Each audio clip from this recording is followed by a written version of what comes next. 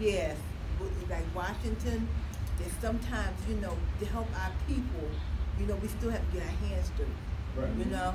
So I was wondering about that. So is that the question? Yeah, it's a question about conflict, how do we get the experience and, we can't just cave in. Some of us are fragile, and sometimes when those blows hit, even with college, we have to come out still, and be stronger. So are you incorporating that, to help, with the communities that different levels of people are out there? I mean, I've heard, for instance, like I say, we come out with degrees, we're very educated, sophisticated, motivated to really skilled with what we do. But for instance, like you can go to the casino and in one night maybe you can make that kind of money and put on, your college for your schooling. But that doesn't mean that you're going to be interested, let's say, or come out where you know so very much, that you think you know a lot, but possibly you have, let's say, to need the healing or some things that people need that that school can't provide, and that's why I own. So one thing I would address in your comment that resonated is, I think there are things that like those of us in spaces like this take for granted, and I know sometimes I take it for granted. I can speak for myself. I know I take it for granted. The term "our people," and I notice how we use that all the time. And what I had to realize is that, again, due to colonialism and just our conditioning, capitalism, a lot of us are individualistic, and a lot of us really don't feel like our people are our people. We think our people, like we're thinking like, okay, we want African people to win, we want black people to win, so our people, we think we have a collectivist mind state, and that's how we operate, that's how we move through the world and through the society.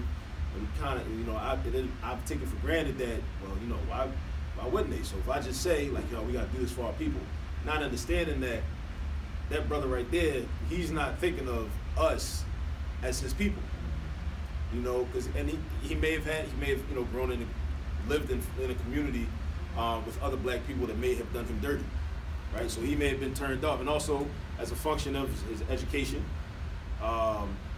So I think we have to have those very basic and fundamental conversations with young people especially, and kind of be very explicit about things like that we may have taken for granted, like about something as seemingly as simple as, well, black people, we got to stick together. Even if, and then here's another thing, even if, you don't like those black people over there, or even if they have done you dirty as a collective, we still have to be able to say, well, we need to work together for ourselves so that we can have, even if you want to be an individual, in order to have individual benefit, you need to be part of a strong group anyway. And I think other groups understand that. Like, I think like with Europeans, like the British hate the French. They always have. The French hate the British. I mean, Europeans, they hate each other, but they'll come together and form groups like NATO, because they're like, okay, no, we need to get them resources in Africa, and we can't be divided. And that's, because you look at like World War II. As a result of World War II, a lot of the independence movements were, they benefited from that. And like people like Kwame Ture talked about that, about how Hitler, in many ways, was beneficial to Africa because he destabilized Europe. Because you got these white people like basically gang warring with each other, and I think they've learned from that and said, okay, well, we don't gotta like each other, but we have to have some type of unity in order to maintain what we have. Like, we've been stealing for all this time. We need to secure what we've stolen, and we want to steal more going forward. So we're going to have to put our differences aside. So they understand the concept of our people, but a lot of our people, so to speak, don't understand the concept of our people. And I think they have to be taught. They have to be taught that, and especially in an environment where they're constantly told that it ain't no such thing as our people, that it's everybody, every man for themselves, every woman for herself, and that's how we should function. And that's, I mean, it's scientifically backwards. I mean, you can't. I mean, imagine the human body itself, like, the lungs saying, I ain't got nothing to do with the heart. Like, it just doesn't make sense. But people I think have to be explicitly taught that. Okay.